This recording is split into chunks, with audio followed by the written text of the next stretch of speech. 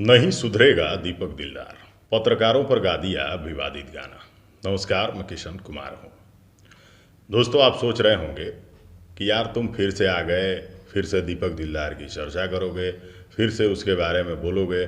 तुम्हें तो यार एक ही कलाकार मिलता है दीपक दिलदार, उसके बारे में अनाप शनाप बकते रहते हो।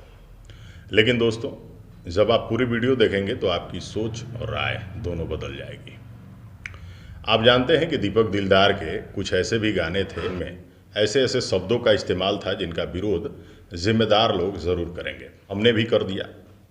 कुछ लोगों को अच्छा लगा तो कुछ लोगों को निहायत ही बुरा लग गया। कुछ लोगों ने जम के तारीफ़ की तो कुछ लोगों ने ये कहा कि दीपक दिलदार कमज़ोर है, इसलिए आप उसके बारे में बोलते रहते हैं। लेकिन दोस्तों, चलिए वो बात गई रात गई। अब आपको ये बता दें कि आप मोबाइल स्क्रीन पर एक पोस्टर देख रहे होंगे। ये पोस्टर उस गाने का है जिस गाने में पत्रकारों के लिए दीपक दिलदार ने कुछ ऐसे शब्दों से भरे गाने को गा दिया है, जिस गाने को सुनने के बाद पत्रकार श्रेणी में आने वाले या फिर जो भी लोग रिव्यू देते हैं या सोशल मीडिया पे काम करते हैं, उन सबको एक साथ लपेटने का काम दीपक दिलदार ने किया है।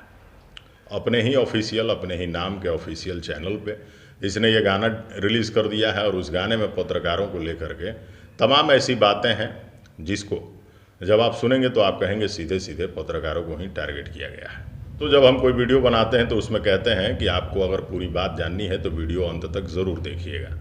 इस लाइन को दीपक दिलदार ने उस गाने के पहले ऐड किया हुआ है, आप जा कर के सुन भी सकते हैं। आप समझ सकते हैं कि इसको टारगेट किया गया है और क्यों।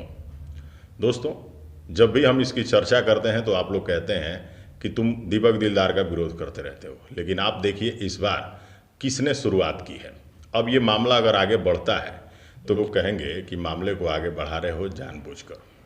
आखिर दीपक दिलदार को कौन सी ऐसी मजबूरी थी कि उसे पत्रकारों के ऊपर इस तरह के गाने को गाने की ज़रूरत पड़ गई। आखिर ऐसा क्या सिचुएशन आ गया था?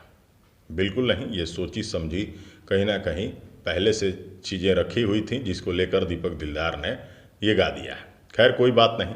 अगर इस पर सवाल पूछा जाए तो दीपक दिलदार कहेगा कि भाई राइटर ने लिख दिया, हमने गा दिया, और चैनल की डिमांड थी, तो भाई चैनल भी तुम्हारा ही है, दीपक दिलदार ऑफिशियल, जिस पर तुमने गाना रिलीज़ किया है। चलो, तुम्हारे ढोड़ी चोली वाले गाने का अगर हमने विरोध ही कर दिया तो आखिर क्या गलत कर दिया? अब तुम पत्रकारों को लपेट रहे हो तो भाई साहब, ये तो तुम्हारे संस्कार हैं जो तुम दिखा रहे हो पब्लिक को। तुमसे इससे ज़्यादा बेहतर की उम्मीद भी नहीं की जा सकती, क्योंकि तुम हो ही इस कैटेगरी के। इस तरह के गानों से कहीं ना कहीं ऐसा माहौल बनता है जो कि नहीं बनना चाहिए। आप सब जो भी सोचते हैं अपनी प्रतिक्रिया कमेंट बॉक्स में लिखिएगा। अगली वीडियो में बताएंगे कुछ और। तब तक के लिए दीपक दिलदार की इस हरकत के लिए आप जो भी सोचते हैं एक लाइन तो लिखते जाइए। तब तक के लिए नमस्कार।